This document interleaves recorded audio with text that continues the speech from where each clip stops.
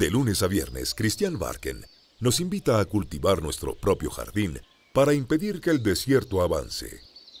Una hora de autocultivo intensivo, con conversaciones, historias, viajes, pensamientos. Un viaje a la palabra lleno de asombro para desenterrar los tesoros que nos esperan en nuestro propio jardín a la hora del regreso a casa. En Pauta 100.5 FM, aquí comienza Desde el Jardín. Una presentación de Veramonte Reserva, Nuevos Aires, Nueva Imagen. Y Conservatorio de Música, Universidad Mayor, admisión 2020. Lo esencial de toda exploración será volver al propio jardín y ver las cosas por primera vez, decía T.S. Eliot. Y aquí voy regresando a mi propio jardín, como todos los días.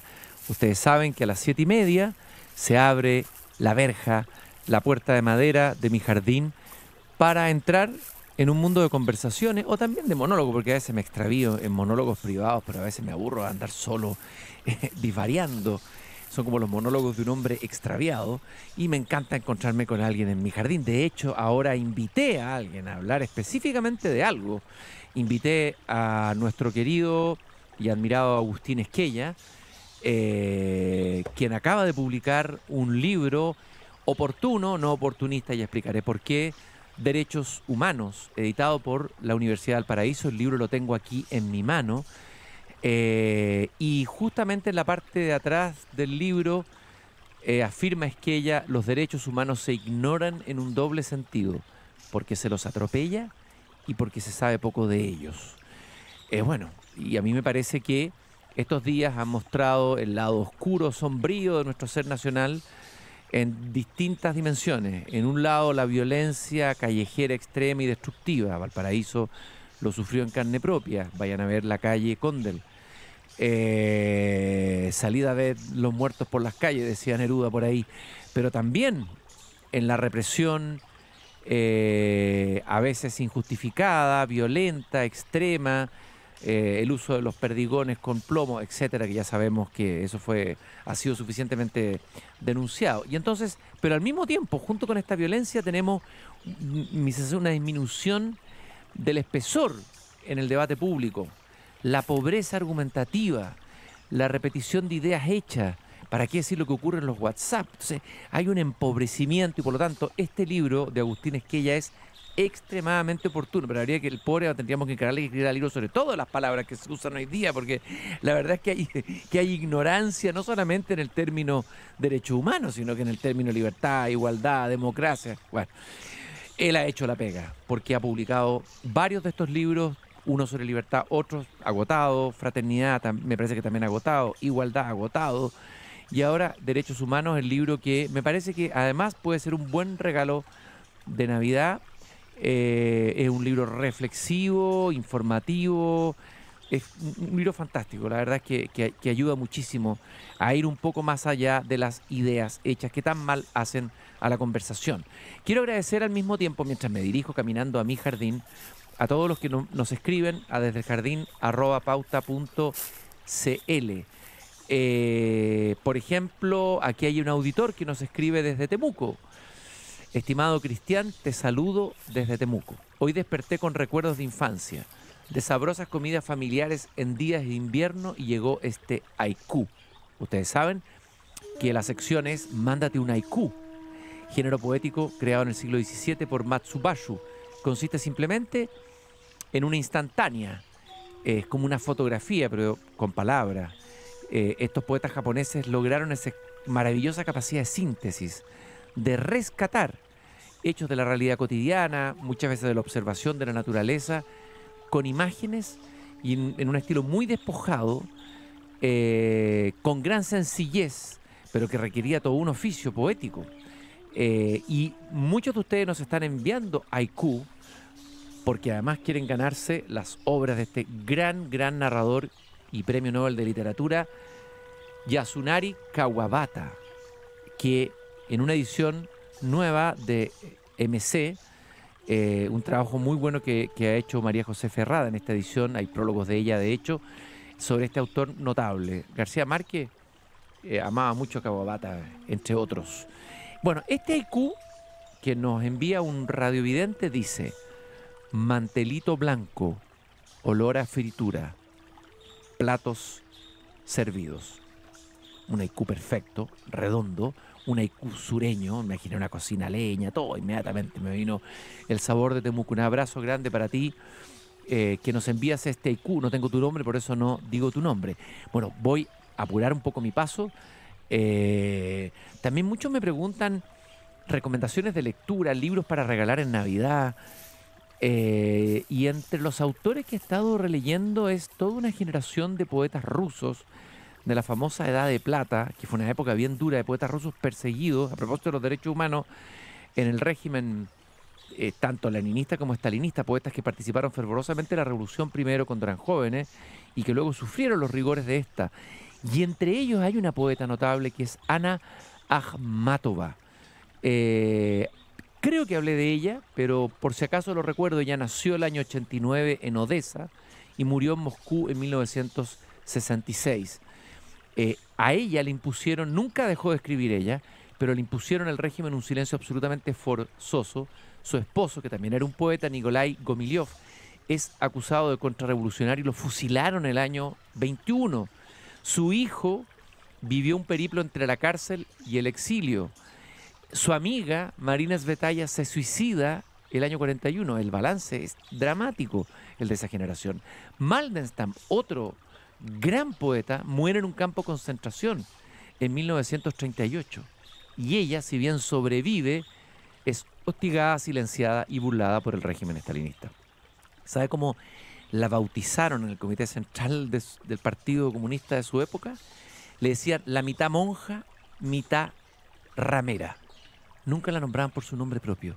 La dejaron sobrevivir, pero en condiciones absolutamente humillantes. Hay un poema de ella, tengo una edición de la editorial Norma, pero hay otras ediciones sobre la obra de esta gran poeta rusa, que cuenta justamente el momento en que se llevan, me parece que a su hijo, a su marido, y el poema dice: al alba te llevaron como a un entierro, tras de ti mi salida, en la oscura alcoba los niños lloraron, ante el santo quedaba la vela derretida. En tus labios el frío de un ícono, sudor de muerte en la frente no olvido, como las mujeres de Streletsky pregono, bajo las torres del Kremlin mi alarido. Dice Alma Akhmatova, una víctima de los derechos humanos, de la violación de los derechos humanos, y por eso es que cada cierto tiempo hay que volver a tomar conciencia de esto, no olvidarnos que no estamos inmunes. Todas las sociedades corren peligro en este sentido. Afortunadamente hoy día hay más conciencia universal y vengo a hablar de esto con mi amigo Agustín Esquella. Vengo con el libro en la mano, está la verja abierta, querido Zorzal. Parece que ya llegó Agustino, ¿no? Te podría preguntar, hay un pájaro que canta, ¿no? ¿Has visto a mi tío Agustín? Bueno, te voy a preguntar lo mismo. Sí, parece que está el tío Agustín aquí. Agustín, qué bueno de tenerte aquí en el jardín de nuevo. Gracias por venir. No, gracias a ti por esta invitación, siempre placentera de conversar. Este libro, yo decía, Agustín, Derechos Humanos, es un libro oportuno, pero no oportunista, porque tú lo escribiste justo antes de que estallara, o sea, se desatara lo que se llama el estallido social o el movimiento ciudadano. Fue escrito antes del 18 de octubre del 2019 y me gustaría saber, me imagino que tú mismo quedaste sorprendido por el hecho de la oportunidad inesperada de tu libro. Sí, gracias Cristian por ponerlo en esos términos, calificando el libro de oportuno, más no de oportunista, porque en verdad, en tanto fue escrito y entregado a la imprenta y a los editores antes de los sucesos que hemos vivido en los últimos 50 o 60 días, este libro no se hace cargo, obviamente, de las violaciones a los derechos humanos que han ocurrido en estas semanas, que han sido graves, extendidas, y respecto de las cuales tenemos informes nacionales e internacionales bastante confiables, no obstante que ellos puedan ser objetados o rebatidos en algunos de sus aspectos. Lo que motivó este libro, Cristian, no fue por tanto lo que hemos presenciado en las últimas semanas, sino la convicción mía, desarrollada particularmente en mis relaciones con los estudiantes, de que sobre los derechos humanos en general sabemos bastante menos de lo que creemos saber. Ciertamente son un término que se utiliza mucho, casi omnipresente, está todos los días en los medios de comunicación a propósito de situaciones locales o extranjeras, pero lo que yo confirmo, lamentablemente entre los jóvenes especialmente, pero también entre personas de mi generación, que somos ya viejos, que somos profesionales, es un conocimiento muy débil de lo que son los derechos humanos. Si uno, Cristian, interrumpiera la marcha de una persona por la calle, de una persona común y corriente, y le preguntara qué son los derechos humanos, probablemente no pasaría de decirnos que son derechos importantes, derechos fundamentales, derechos de todo, derechos que tienen que ver con la vida, la integridad física, la libertad, todas respuestas correctas. Pero si esa persona no pasara de allí, sería pues una respuesta insuficiente. Por eso, y con esto concluyo mi respuesta, te digo que este libro quiere ser funcional a una mejor comprensión de los derechos fundamentales. ¿Qué son? ¿Cuáles son? ¿Dónde los podemos encontrar? Porque están declarados nacional e internacionalmente. ¿Qué justificación tienen? ¿Cuál es la historia que los acompaña? Porque como toda creación humana tienen una historia. ¿Y cuáles son los sistemas nacionales, regionales y planetarios de protección de esta clase de derechos? Agustín, ¿cuándo se habla por primera vez de derechos humanos? ¿Cómo se acuña ese término? Interesante ver la genealogía histórica del término origen. Sí, de los derechos humanos bajo esa denominación se comienza a hablar a inicios de la modernidad, digamos en los siglos XVII, XVIII. Lo cual no quiere decir que los derechos humanos no tengan, aunque no bajo esa denominación, antecedentes en el Renacimiento, en la Edad Media, desde luego también en la Antigüedad, incluso hasta en libros del Antiguo Testamento uno puede encontrar enunciados interesantes que de alguna manera preludian los derechos humanos. La idea de dignidad humana, que es la que está a la base de los derechos fundamentales. Esa es su justificación más clara. ¿Por qué tenemos unos derechos que llamamos fundamentales y que atribuimos a todo individuo de la especie humana sin excepción, o sea, universalmente? Es porque a partir de esa idea de la dignidad humana nos convencimos de que estas adscripciones, estas prerrogativas eran indispensables. El gran paso de la modernidad, el gran momento de la modernidad para los derechos humanos es que se empieza a hablar de ellos bajo ese nombre, se empiezan a declarar en importantes textos del derecho interno de los estados. La internacionalización de los derechos humanos es mucho más tardía, es ya en el siglo XX, y lo interesante es que por primera vez en la historia esa idea de dignidad humana antigua, por primera vez se concretiza en unos derechos que llamamos derechos humanos o fundamentales. Es interesante esto que tú dices porque una de las palabras más fuertes que se ha sentido, que ha resonado en estos días ha sido la palabra dignidad. Y valdría la pena preguntar también, yendo como al origen de las palabras, ¿dónde podemos rastrear ese concepto o esa idea de dignidad en la historia antes de la modernidad? Bueno, sin duda que se puede rastrear, aunque no necesariamente cubierta por esa misma palabra. Yo lo señalé antes, en la filosofía antigua, desde luego en el medioevo, también en el Renacimiento, pero nunca ligada a derechos cuyos titulares son todos los individuos de la especie humana. La idea de dignidad humana no es tan fácil de explicar, pero tampoco es tan enigmática. Si tú, Cristian, por ejemplo, distingues entre la dignidad de la especie humana respecto de otras especies animales. Somos animales como nuestros hermanos caballos, como nuestros hermanos sí. Canes. Somos mamíferos que nos erguimos. Mamíferos que nos erguimos, yo digo más... Son fonantes, decía Aristóteles, ¿no? Animales que hablan. Animales que hablan, y vaya que eso es importante. El resultado, la especie humana, de un proceso larguísimo de evolución exitosa, porque ciertamente este animal que somos prevalece sobre los demás, y esto no es para ufanarnos con un antropocentrismo arrogante, sino para constatar el hecho de que la evolución de esta especie animal ha sido más exitosa que la de otros. Y el hecho de ser exitoso nos da esta dignidad, porque los animalistas te dirían inmediatamente también, ya se habla de derechos no humanos, sino derechos de los animales. ¿Qué piensan tú de eso? Sí, pero yo sin perjuicio de... No te preocupes, que aquí no hay ningún animalista que te fune, ¿eh? A ver, Sí. déjame mirar bien, no hay nadie ya. No. Sí, porque también están algo alterados los animalistas. A lo que El voy chucao es ese. que nadie podría negar la dignidad de la especie humana como el especial valor de la humanidad, el especial valor de esta especie, que no excluye el valor que damos a otras especies animales.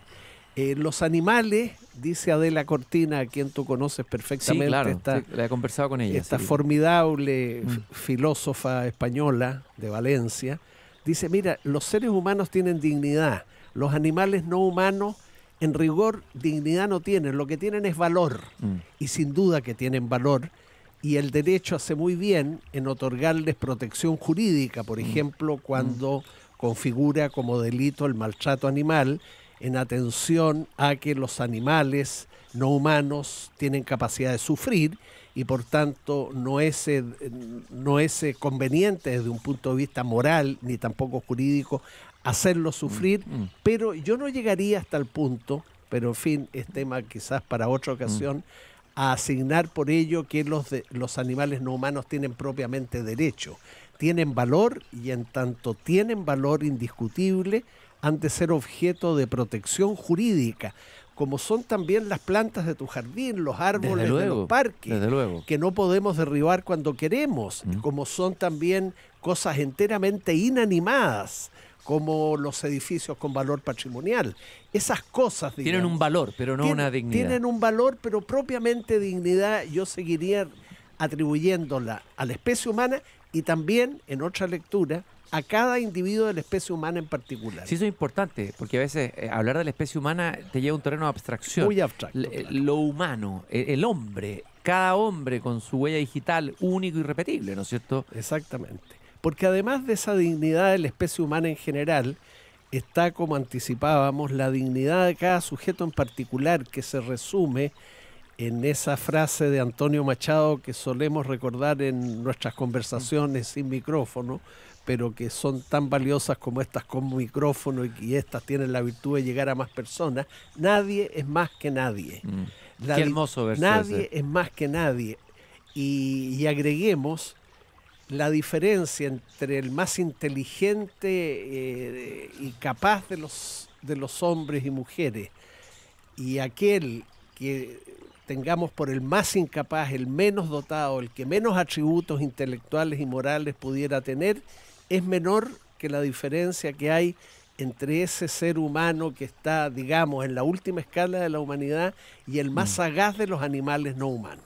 Agustín, yo decía que tú ya publicaste 3 libros en esta misma colección Manifiesto de la editorial de la Universidad del Paraíso, que son Libertad, Igualdad, Fraternidad, los 3 valores de la Revolución Francesa.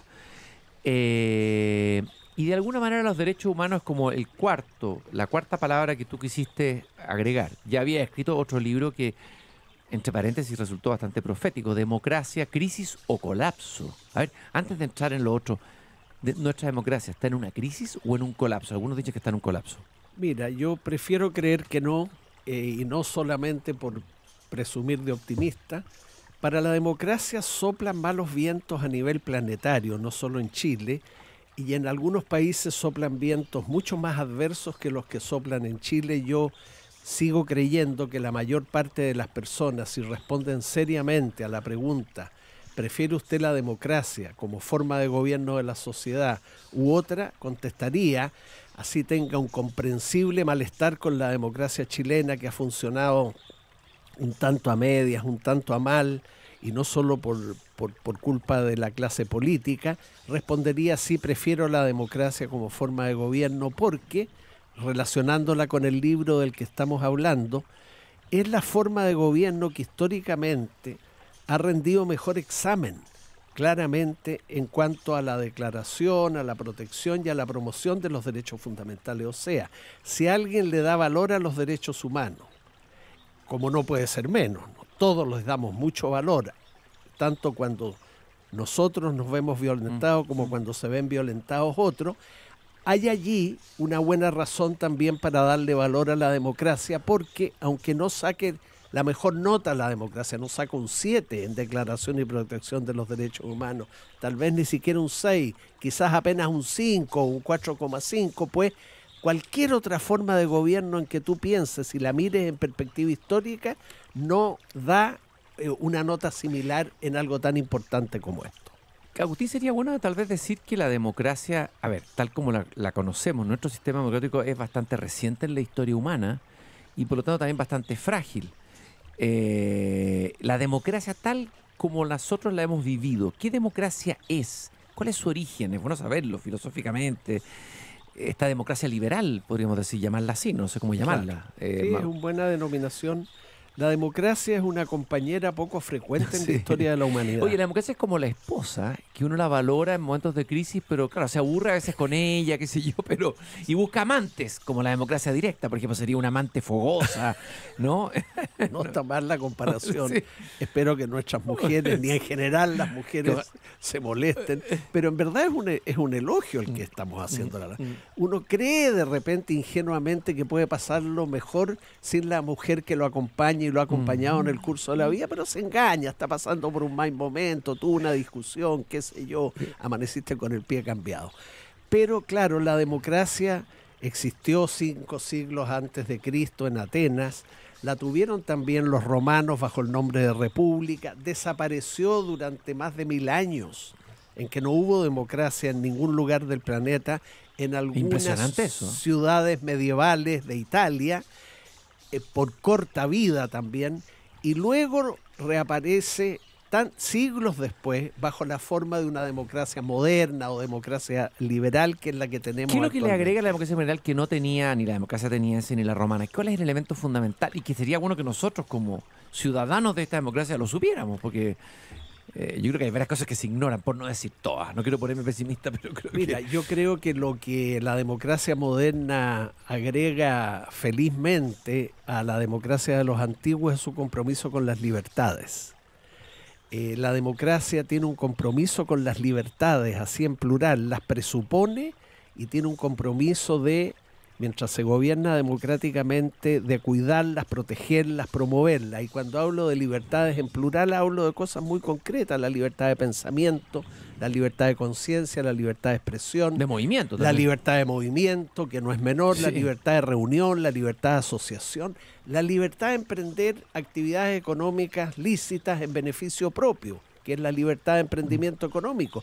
Con todas esas libertades la democracia tiene un compromiso y eso a la democracia moderna la hace muy peculiar, pero tal vez agregaría yo a esa peculiaridad una muy vistosa que a veces nos mortifica, que la democracia moderna, a diferencia de la antigua, es representativa. La democracia de los griegos era directa. Tú mencionaste... Sí, porque hoy día la palabra flota por todos lados, democracia directa, la he visto en las murallas, en panfletos, en cosas que me llegan a WhatsApp, democracia directa, se va a ver. Bueno, pero mira, la democracia de los antiguos era directa porque los propios atenienses, en la pequeña ciudad donde vivían, los ciudadanos se reunían permanentemente en asamblea y tomaban las decisiones colectivas que vinculaban a todos los demás. Pero eran ciudades, no eran estados. Y era una democracia elítica, además. Era una democracia elitista porque estaban excluidos los extranjeros, los sirvientes, los esclavos, incluso las mujeres. De manera que se podía practicar, de hecho, una democracia de esa manera, pero en sociedades extensas, complejas como las que vivimos ahora, numerosas, la democracia directa es impracticable, no queda más que tomar decisiones de gobierno a través de representantes. Pero, Cristian, yo agregaría que la Constitución de 1980, y aquí hay otra razón para cambiarla, fue muy mezquina al establecer algún mecanismo o instrumento de democracia directa. Yo confío en que la nueva Constitución que ojalá se dé este país contemple, autorice ciertas modalidades de democracia directa, de consulta directa. ¿Como la de los alcaldes este fin de semana? Como hicieron los alcaldes, Yo anoche, Cristian, no será producto de mi edad, pero experimenté una satisfacción emocionada al ver que casi más de 2 millones y que tal vez van a ser 3 finalmente, las personas respondieron de todas las edades y fueron a emitir opinión. No, los alcaldes, estos alcaldes, sobre todo los que incluyeron la pregunta si queríamos o no una nueva constitución, son un motivo de orgullo para el país.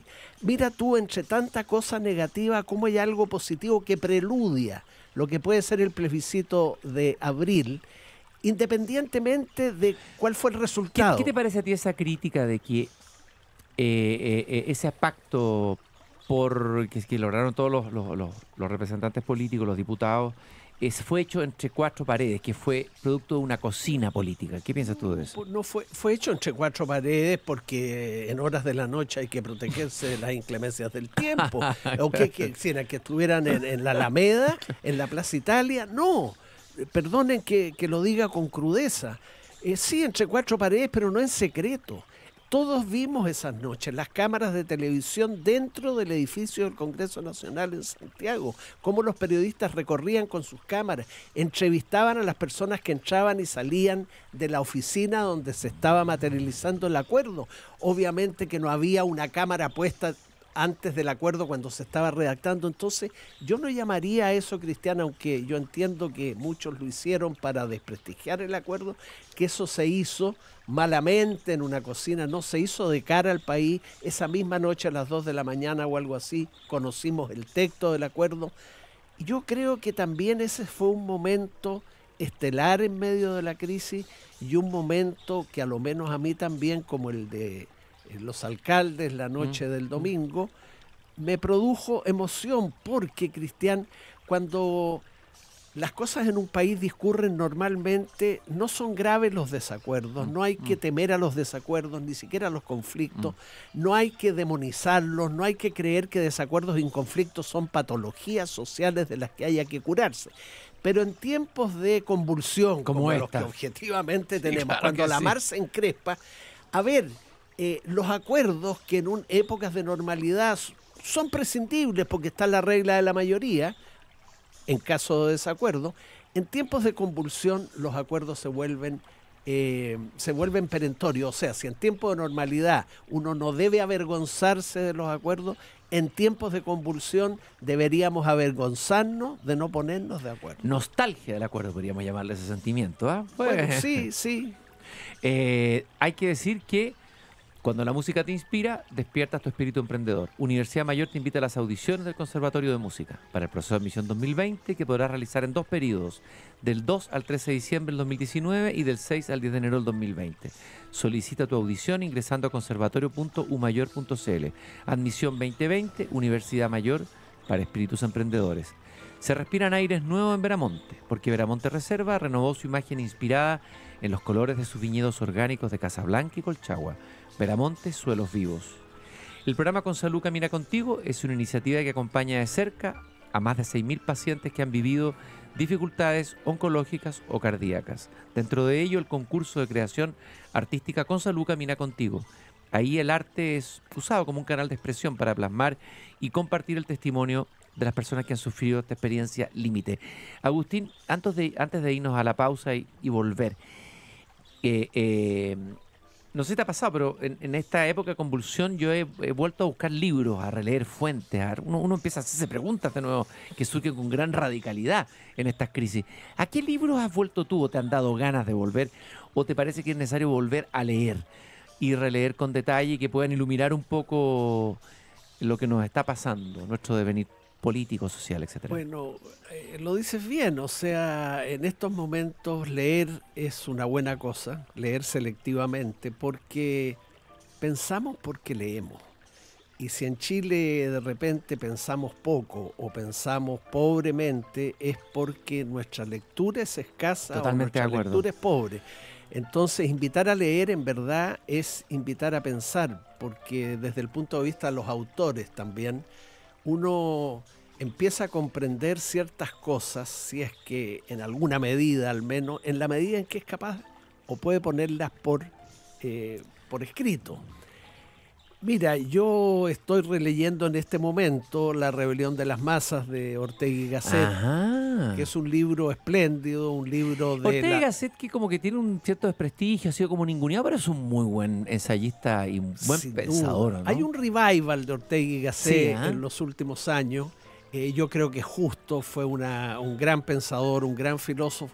Cierto que de repente su prosa, que es espléndida, retoricónica a veces. es un poco retórica, como cuando dice, por ejemplo, filosofar es la actividad que consiste en una inmersión en el abismo que es cada palabra. Pero hay que, Hasta ahí muy bien. hay que decirlo así, filosofar es un acto. Es una inmersión en el pequeño abismo que es cada palabra. Bien, hasta ahí está muy bien. Pero lo que agrega a mí me da escalofrío. Fértil buceo sin escafandra.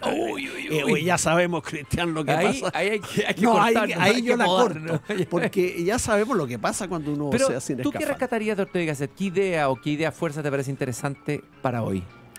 Bueno, desde luego su idea de la filosofía que acabamos de Sí. recordar no está mal, porque se tiende a pensar que la filosofía es un modo de saber de excelencia superior a la ciencia que nos develaría verdades que están más allá de aquellas que el conocimiento científico nos puede Casi un proveer. saber místico. Claro, y yo a esa palabra, tú sabes, le tengo miedo. Ortega y Gasset nos baja terreno y dice, cuando usted filosofa, ¿sabe lo que hace?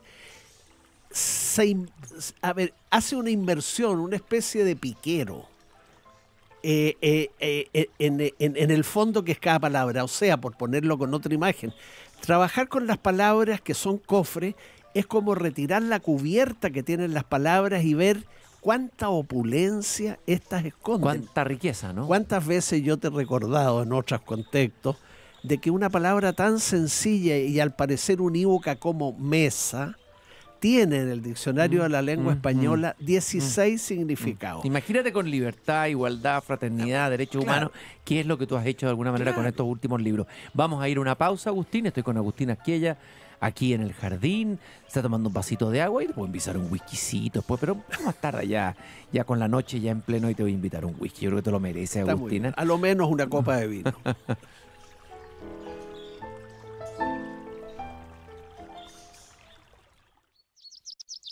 Seguimos conversando desde el jardín con Cristian Barken en Pauta 100.5.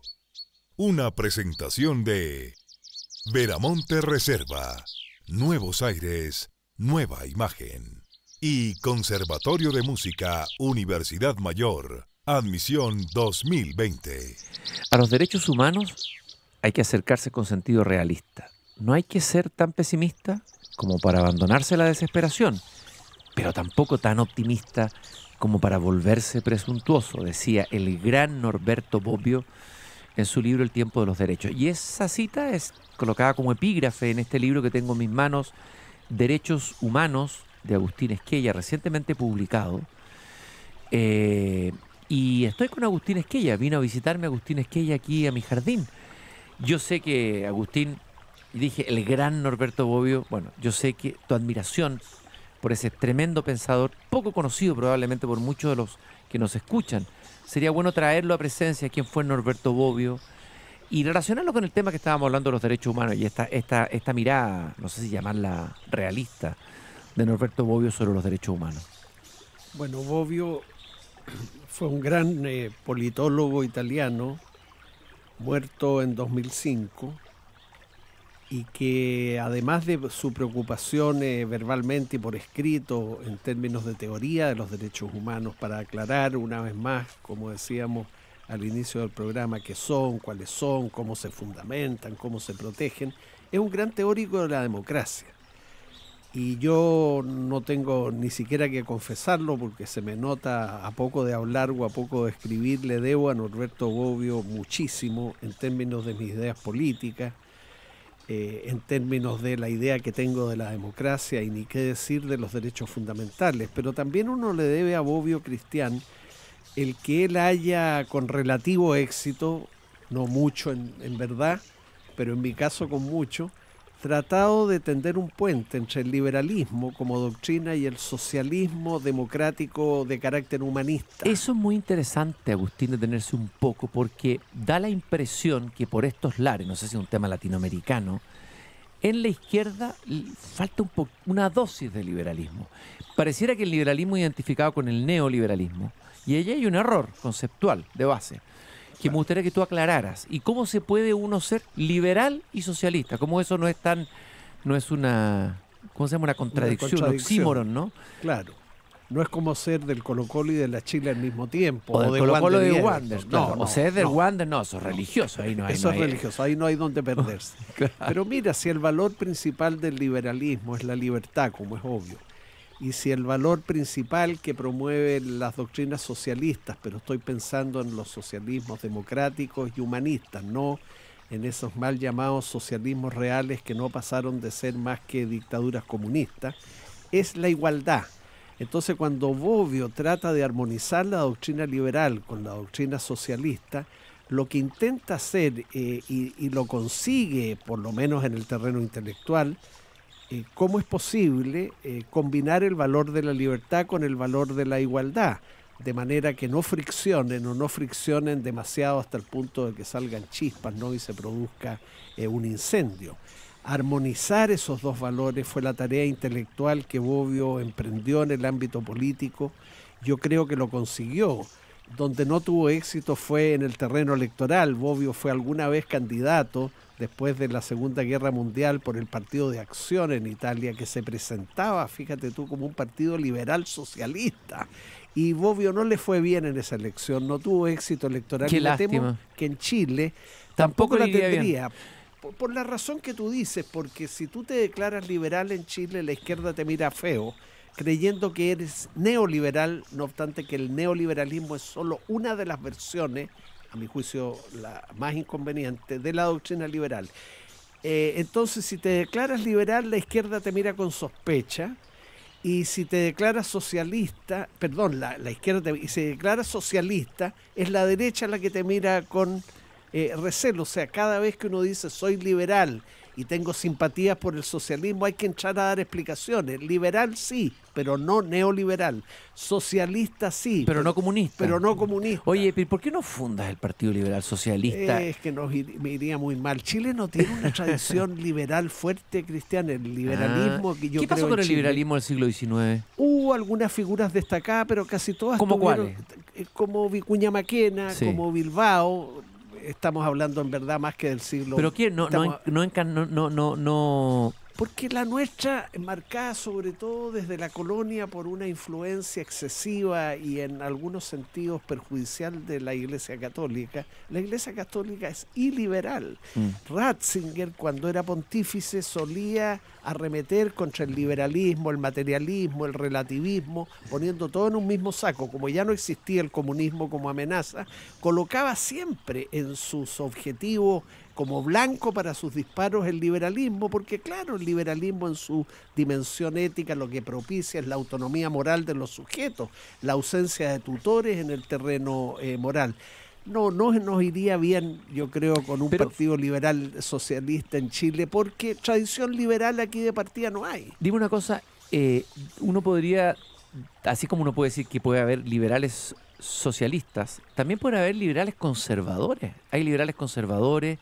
O sea, digamos, uno se puede jugar bastante con el concepto liberal. Más difícil, creo yo. ¿Sí? Porque Conservador en un sentido más de ciertos valores comunitarios sí. en rescatar la cosa compasiva, un poco como la línea el republicanismo compasivo de Estados Unidos, que es una vertiente dentro del Partido Republicano. Mira, si uno quisiera poner la diferencia en imágenes náuticas entre liberales y conservadores, tanto liberales como conservadores admiten que las libertades tienen un límite que no debemos traspasar. No es que los liberales sean unos libertinos, liberales sin límite, y no es que los conservadores sean unos monstruos enemigos de toda la libertad. Ambos parten de la base que hay libertades que son buenas, y hay un límite que no podemos traspasar. ¿Dónde está la diferencia? No es tan radical como si la hubiera en creer o no en las libertades. La hay en que el liberal, si todas las libertades tienen algo así como una línea del horizonte que no debemos traspasar, el liberal está siempre interesado en empujar más allá la línea del horizonte y ampliar el espacio de las libertades. En cambio, un conservador, creyendo en las libertades, creyendo que están limitadas, quiere mantener la línea del horizonte, no me lo empuje más atrás, o incluso atraerla hacia acá. O sea, el conservador está siempre más interesado en mantener, o incluso a veces los más conservadores, en disminuir el espacio para las libertades. Un liberal no teme a la libertad, un conservador, en el sentido que lo estoy describiendo, es una persona siempre temerosa de la libertad. Agustín, vamos a volver a los derechos humanos, pero relacionándonos, por ejemplo, con el valor de la libertad, igualdad, fraternidad, tus libros anteriores, el último, Derechos Humanos, recientemente publicado, ya está en librerías este libro. ¿De qué manera, se relacionan, se imbrincan íntimamente el concepto de derechos humanos con libertad, igualdad y fraternidad? Es interesante, uno podría pensar que más bien con libertad, pero da la impresión de que no, de que también está fraternidad e igualdad. Claro, porque hay derechos humanos o derechos fundamentales que ciertamente tienen su base de justificación en la libertad, los derechos de primera generación, los derechos civiles. Pero hay derechos que tienen su base de sustentación en la igualdad o en la fraternidad, en esos otros dos valores que a veces pugnan con el de la libertad. ¿Por qué? Porque los derechos de primera generación o personales, los derechos civiles, el derecho de no ser condenados sino por un tribunal imparcial, el derecho a que no nos detengan arbitrariamente, el derecho a que nos dejen desplazarnos por el territorio nacional y entrar y salir de él las veces que queramos, son derechos que ponen límites a la acción del Estado. En cambio, los derechos de segunda generación, derechos humanos, también los derechos políticos, no se asientan en el liberalismo como los de primera, sino en la teoría democrática, el derecho a elegir y a ser elegido para cargo de representación popular. Y los derechos sociales, que son también derechos fundamentales, no se inspiran en el liberalismo ni en la teoría democrática, se inspiran en el socialismo humanista y en el social cristianismo. Entonces ahí hay una imbricación, como decías tú, claro, entre derechos fundamentales igualdad y esos valores de libertad, igualdad, fraternidad. Y de alguna manera estos derechos, poca gente sabe que hay derechos sociales que son derechos humanos. Pero claro, por ejemplo, ¿cuáles? El derecho a una atención sanitaria de calidad, el derecho a la educación, el derecho a una vivienda digna. Ahora, hay uno, y para venir al argumento de aquellos que desconfían del valor de la igualdad y de este derecho, uno podría decir que en Chile se viola el derecho humano por el hecho que no hay una salud pública de calidad. Por supuesto. El derecho a una previsión oportuna y justa también son derechos sociales, son derechos de difícil satisfacción masiva porque dependen también del crecimiento económico y de la estabilidad económica de los países, seamos realistas. Son derechos que cuestan dinero, mucho dinero. Pero también los derechos civiles o personales cuestan dinero. Hay que mantener un poder judicial para proteger el derecho de propiedad, hay que mantener policía, hay que mantener fiscales, hay que mantener defensores públicos, hay que mantener fuerzas armadas. Los derechos políticos también cuestan dinero, hay que mantener un servicio electoral, hay que financiar a los partidos políticos. Entonces, no es cierto que solo los derechos sociales cuestan dinero, sí cuestan, los otros también cuestan. Y vamos a tener en Chile que resignarnos a que el Estado, aumentando sus recursos vía crecimiento económico, pero también vía tributos, atienda mejor a los derechos sociales, lo que está en la génesis de lo que ha ocurrido en las últimas semanas en Chile es la insatisfacción justificada de una parte importante de la población con la satisfacción de derechos como estos que acabamos de mencionar. Agustín Esquella, aquí en El Jardín. En la parte final del libro tú hablas de que hay que tomar en serio los derechos humanos, pero no trivializarlos. Y luego hablas del doble estándar, que es una manera de banalizar los derechos humanos. Y es un fenómeno que se está volviendo demasiado recurrente. Me gustaría que explicaras eso, Agustín. Bueno, recurrentemente lo que ocurre es que cuando un gobierno que tú apoyas viola los derechos humanos, los partidarios de ese gobierno niegan la violación de derechos humanos o le bajan el perfil. Pero cuando el que viola los derechos humanos es un gobierno que tú no apruebas, entonces a la más mínima violación de los derechos fundamentales te vas en contra de él, lo denuncia. Los derechos humanos, en términos de su violación, son una gravísima falta cualquiera sea el gobierno que se tenga. Entonces no puede haber doble estándar. Tú no puedes decir que la ONU se meta con Maduro, que la ONU o Human Rights Watch se meta con Venezuela, pero no se meta con Chile.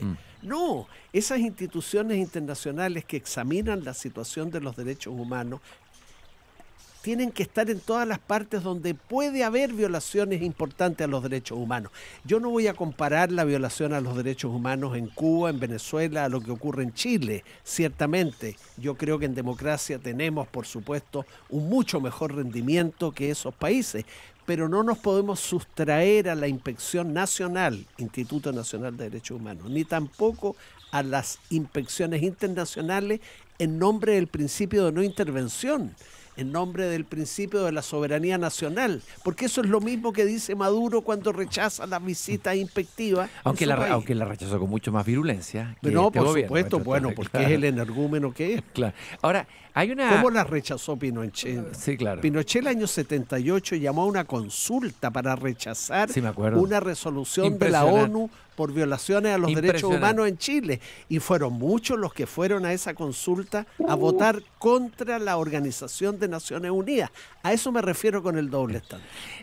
Hay una jueza de garantía, Francisca Zapata, en un artículo en La Tercera que habla, me parece que se está hablando aquí, que hay algunos que dicen que es una exageración decir que aquí hay una violación sistemática de los derechos humanos. Yo creo que sería bueno establecer esa diferencia en el lenguaje, porque se habla como si las violaciones que están ocurriendo hoy día fueran homologables o de la misma intensidad, no sé cómo llamarlo, yo sé que no se puede comparar, que las ocurrían en dictadura. Y esta jueza dice, me espanta, porque da la impresión de que hasta se desea que estemos en ese escenario, casi como una especie de nostalgia de la dictadura.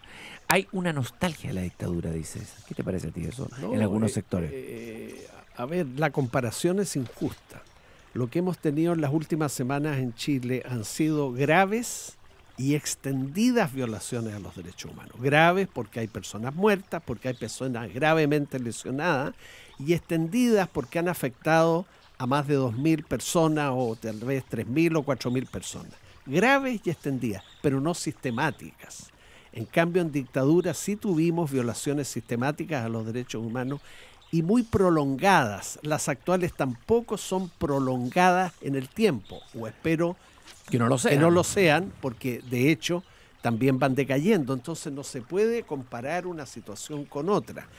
Y mira tú, en democracia, y esta es otra razón para preferirla, cuando ocurren violaciones como nos han ocurrido ahora, graves y extendidas, hay informes, hay informantes nacionales, el Instituto Nacional de Derechos Humanos, hay un Poder Judicial independiente que permite conocer esas violaciones, llevar a los culpables a los tribunales y sancionarlo. En cambio, en dictadura eso no se podía hacer.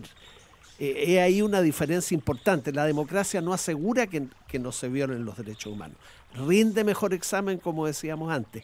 Pero te garantizo una cosa que es muy importante. Cuando hay violación a los derechos humanos, sobre todo si son graves y extendidas, hay manera de reclamar ante organismos internacionales o nacionales. En dictadura, el que reclamaba era expulsado del país o metido preso. Vale la pena, y es entretenido, y en tu libro ese ejercicio lo practicas, que es buscar de alguna manera entender históricamente cómo surgen los derechos humanos. Uno podría decir que hay algunos hitos, ¿no es cierto? La revolución liberal en el siglo XVII en Gran Bretaña es un hito importante. El siglo XVIII, las colonias inglesas en Norteamérica también. Ahí se produce otro momentum de los derechos humanos. Y en Francia en 1789. A ver, esas tres pequeños hitos brevemente, ¿qué aportó cada una? Tú estás más cerca del espíritu inglés, que yo creo que tú eres más inglés, más escéptico, ¿eh? que los franceses, que son más...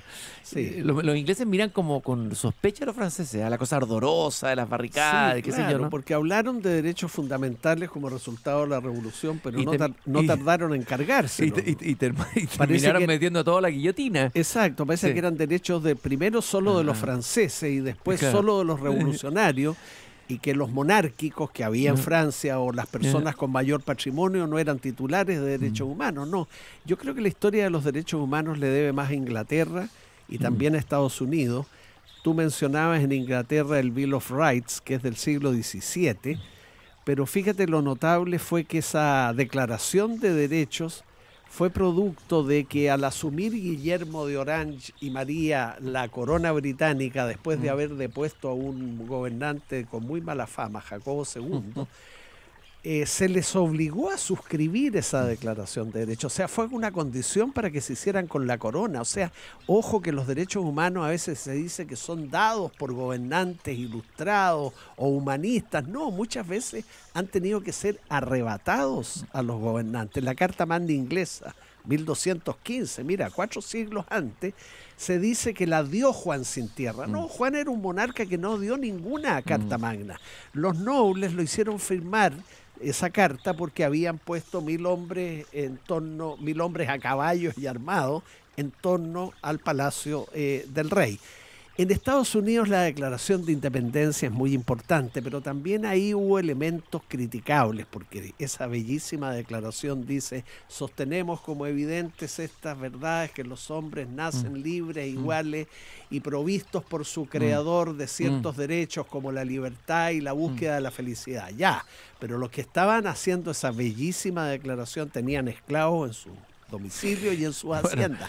La historia de los derechos humanos ha sido accidentada, ha habido que luchar por ello. Otro elemento interesante es que surge con fuerza lo del derecho cuando también surge un Estado que puede poner en amenaza al individuo. ¿Cómo se da eso? O sea, surge el Estado y ahí hay un instinto, ¿no?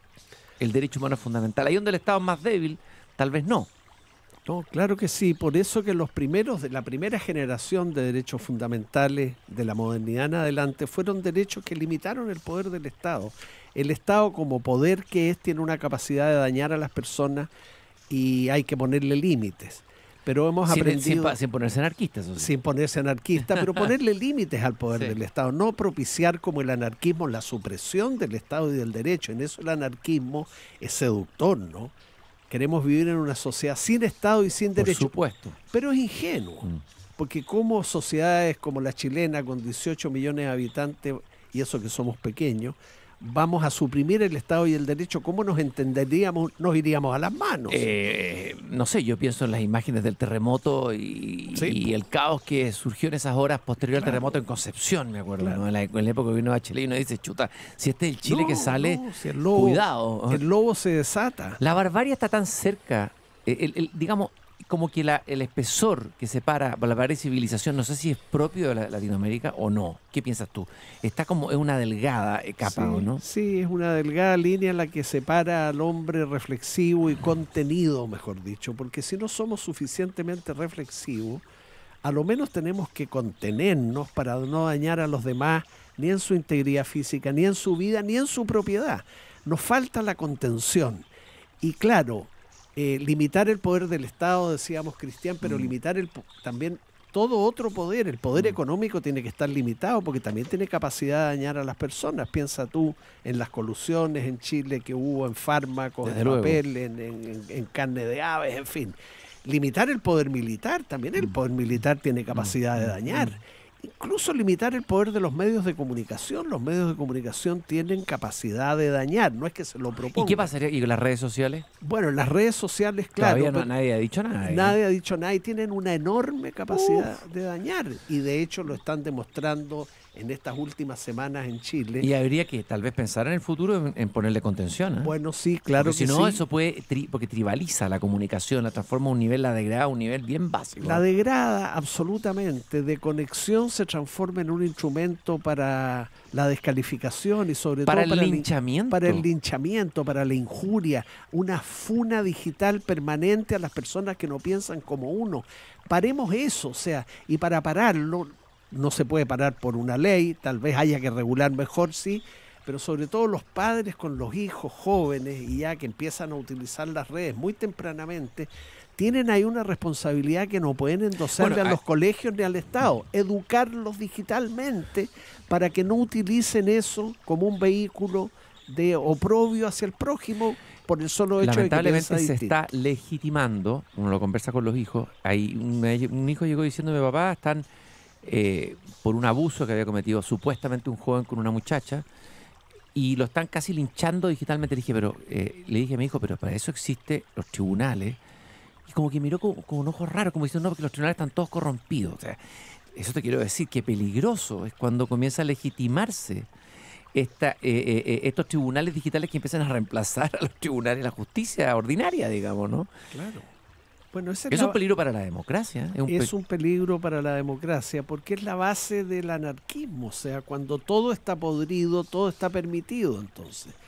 Y si Dios ha muerto, todo está permitido. Si el Estado ha muerto, todo está permitido, ¿no? Exacto, Para usar claro, la frase para parafrasear a Dostoyevsky. No hay autoridad, no hay derecho, pero ya sabemos que viviríamos mucho peor que con Estado y con derecho. No hay que contarse el cuento anarquista de que podemos vivir sin Estado y sin derecho. No hay que contarse el cuento de los enemigos de la democracia, que podríamos prescindir de la democracia y de la política incluso. De lo que se trata es de mejorar el Estado, de mejorar el derecho, de que si tenemos una democracia que no califica bien hoy la chilena en el ranking de las democracias mundiales, apuntar hacia una mejor democracia, pero no creerse el cuento que podemos vivir sin ellas. Hablábamos de los linchamientos digitales. Hay quienes están diciendo, tú conoces muy bien el ámbito universitario, que en el mundo universitario también ha entrado ese peligro del linchamiento, de la funa, que se vuelve peligroso sobre todo para el quehacer universitario. Me parece que ahí hay un peligro grande. La intolerancia, Cristian, consistente en no resignarnos buenamente a convivir de manera pacífica con quienes tienen ideas, creencias, sentimientos y modos de vida distintos de los nuestros, es muy grave para una sociedad, pero en una universidad es letal. O sea, las universidades son por definición espacios donde se cultiva, se difunde, se renueva críticamente el saber en un nivel superior de una manera crítica y por tanto tolerante. Tú no puedes dentro de una universidad callar ninguna voz, ni siquiera las voces de los intolerantes. Sí, hay algunos que dicen tolerancia con todo menos con el intolerante. Sin embargo, yo me atrevo a sostener, tal vez en solitario, que hay que ser incluso tolerante con el intolerante mientras éste cumpla con el derecho. O sea, si alguien quiere dar una conferencia contra la democracia como forma de gobierno en la universidad, yo lo tolero perfectamente, probablemente no concurriré, pero no le quitaría el derecho a hablar contra la democracia. Otra cosa es que ese conferencista, que en el terreno de las ideas quiere dar razones para no preferir la democracia, interrumpe una sesión del Congreso Nacional, porque ahí estaría actuando, de hecho, contra la democracia. Ahora, me parece que cada vez más lejana esa posibilidad de que personas que piensen distinto puedan expresar su idea en la universidad. Está lamentablemente pudiendo la intolerancia y la agresividad con los que piensan distinto, incluso no de estudiantes ante profesores que nos pueden ver que no estamos a la altura de los tiempos. Entre los propios estudiantes tenemos ejemplos, incluso uno muy grave en la Universidad de Chile, que es una universidad plural y pluralista por definición, donde la intolerancia se practica con los propios compañeros de una manera a veces muy brutal, y en otras no tan brutal, pero también muy vergonzosas. En asambleas universitarias de estudiantes a veces se apabulla con el lenguaje descalificativo a cualquier estudiante que se pueda presentar en una posición que no es en ese momento la de la mayoría. Basta que un alumno en una asamblea diga, mira, no estoy de acuerdo con el paro, no estoy de acuerdo con la toma, y bien, denle razones en favor del paro de la toma. Se ha puesto de moda el linchamiento y la funa. Ahí está, se criticaba el secretario,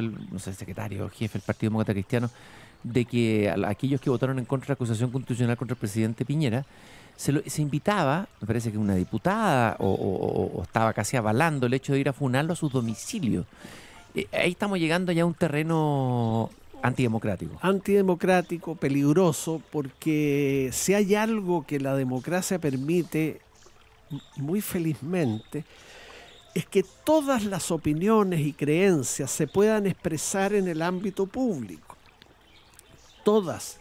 Y en consecuencia, excluir y combatir de manera oprobiosa, como se hace por las redes sociales, a un parlamentario porque además en una votación quieren conciencia, Cristian. O sea, si las votaciones a raíz de acusaciones constitucionales se votan en conciencia, respeta la conciencia de tu prójimo. ¿Por qué no la vamos a respetar si uno está pidiendo respeto para la conciencia propia? O sea, otra vez el doble estándar. Uno tiene que pedir respeto para su conciencia, para su autonomía moral y política, pero tiene que asumir el compromiso de dispensar el mismo respeto por quienes piensen de manera distinta. Eso es lo civilizado, eso es lo correcto. Y sí, me alegro que me hayas hecho esta pregunta, porque que eso pase en la sociedad en general, que perdamos ese hábito de conversación tolerante, si pasa en una universidad, y como está pasando, estamos en graves problemas. Es Agustín Esquella quien desde el jardín, cuando la música te inspira, despiertas tu espíritu emprendedor. Universidad Mayor te invita a las audiciones del Conservatorio de Música para el proceso de admisión 2020, que podrás realizar en 2 periodos, desde el 2 al 13 de diciembre del 2019 y del 6 al 10 de enero del 2020. Solicita tu audición ingresando a conservatorio.umayor.cl. Admisión 2020, Universidad Mayor para espíritus emprendedores. Se respiran nuevos aires en Veramonte, porque Veramonte Reserva renovó su imagen inspirada en los colores de sus viñedos orgánicos de Casablanca y Colchagua. Veramonte, suelos vivos. Agustín, no puedo dejar de hacerte una pregunta saliéndome del tema de los derechos humanos. Bueno, yo recomiendo para esta Navidad que compren este libro, Derechos Humanos, que además es un precio asequible, una bella edición, un libro interesante, que da que pensar en un tema tan actual. Pero me gustaría preguntar a ti como lector, yo sé que tú eres un gran lector de ficción. ¿Qué libro recomendarías tú para regalar en Navidad? Un libro bueno, una buena novela, un buen texto. Aquí voy a usar de tu calidad de lector. Historia de mártires americanos. La voluminosa pero notable novela de Joyce Carol Oates, una escritora norteamericana que ya pasó los 80, pero que es una gran narradora. Yo recomendaría también El Reino, de Manuel Carrer, que no es novela, es otra cosa, pero que es un gran libro. Gran libro, sí. Lo recomendaría. Recomendaría El Club de los Mentirosos, de Mary, ya me acordaré del apellido, ¿Ya? Que es un relato autobiográfico, pero escrito a la manera de una novela, que es delicioso de leer, y una invitación a ser más tolerantes, ya que hablábamos de eso, y compasivos con personas cuyas biografías no son muy derechas, muy santas. La compasión con el hombre medio, con el caído, sí, con el que falla. Que es la más difícil. Es la más difícil. En esa novela autobiográfica comparecen una serie de personajes escasamente virtuosos, pero notablemente humanos. El Club de los Mentirosos. El que, Club que de los sugerente Mentirosos. título. Yo te voy a invitar a otro programa a que hablemos solamente de literatura. Creo que Sí, por favor. puede ser una linda conversación. Agrego ¿cómo se llama? Diarios de una joven católica, de Mary McCarthy. Un libro bellísimo. Buena. Un libro bellísimo donde Mary McCarthy narra con respeto, pero también con franqueza, su paso de su juventud católica a un estado ya no creyente. Ese te gustó, ¿eh? Pero con una fineza. Sí, bueno, no estoy solo entonces. Dije yo, Mary McCarthy me acompaña en mi tránsito hacia la oscuridad. Gracias, Agustín, por haber venido al jardín. Ya te tengo el whiskycito ahí servido para que te lo sirva en unos segundos más. A esta hora de la noche cae muy bien, porque viene como una angustia ontológica a esta hora. El alcohol es necesario antes de dormir. Gracias, Agustín Esquella, por haber venido desde el jardín. Nos encontramos mañana nuevamente aquí, en La Pauta 100.5. Es hora de entrar y cerrar la puerta por hoy. Mañana, Christian Barken nos invita a volver a salir al aire libre para cultivar las ideas y las palabras desde el jardín, en Pauta 100.5. Una presentación de Veramonte Reserva, Nuevos Aires, Nueva Imagen, y Conservatorio de Música, Universidad Mayor, Admisión 2020.